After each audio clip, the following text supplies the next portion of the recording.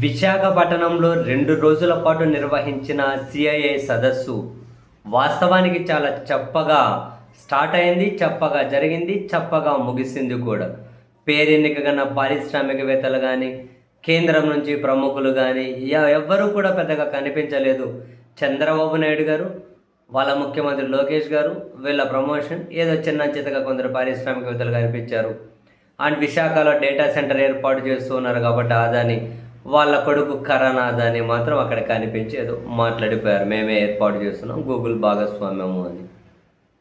వాస్తవానికి అసలు అంత పిఆర్ స్టంట్స్ చేయగలిగే వాళ్ళు ఉన్నా, అన్ని పత్రికలు టీవీ ఛానల్ ఉన్నా కూడా దీని ప్రభావం ఏమీ కనిపించలేదు. ఇదంతా ఒక ఎత్తు అయితే, ప్రభుత్వంలో ముఖ్యమంత్రి గారి తర్వాత సెకండ్ ప్లేస్ నాదేనని, చివరికి ముఖ్యమంత్రి గారు విదేశాలకు వెళ్తే అదిగో వారం రోజుల పాటు ముఖ్యమంత్రి పీఠం మీద మా సేనానే, ముఖ్యమంత్రి పీఠం మీద మా అధ్యక్షుడే డీసీఎం ముఖ్యమంత్రి బాధ్యతలు అని చెప్పి ఆయన అద్దాలు పట్టుకొని సీరియస్గా పెన్ను పట్టుకొని రాస్తున్న ఫోటోలను ఏవో పాపం మంచి మంచిగా ఎడిటింగ్లో గ్రాఫిక్స్లో తయారు చేసుకొని వాళ్ళ అభిమానులు సంతోషపడి షేర్ చేసుకునేవాళ్ళు.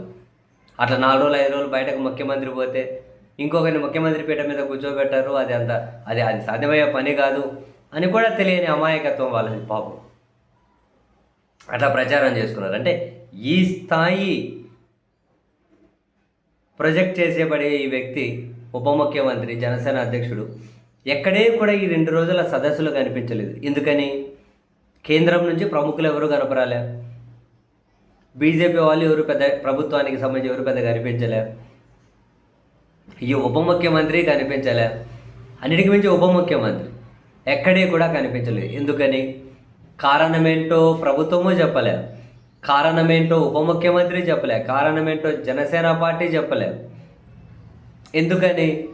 ప్రతి ప్రభుత్వ కార్యాలయంలోనూ ఉప ముఖ్యమంత్రి ఫోటో పెట్టాలి అని చెప్పి ఏదో కొత్తగా పాపం ఆయన ఏదో మునగ చెట్టు ఎక్కించే కార్యక్రమాన్ని అప్పుడు ఫస్ట్లో అయితే చేపట్టారు.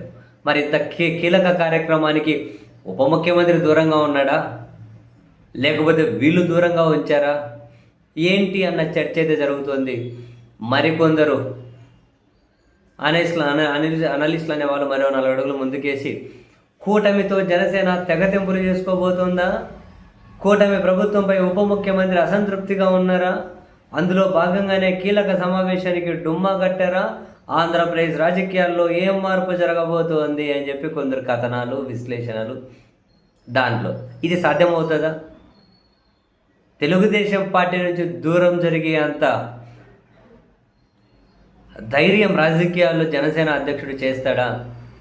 నన్ను అడిగితే ఇప్పటికిప్పుడు కాదు, నాకు తెలిసి నెక్స్ట్ ఎన్నికల వరకు అయినా కూడా అది దాదాపు ఇంపాసిబుల్.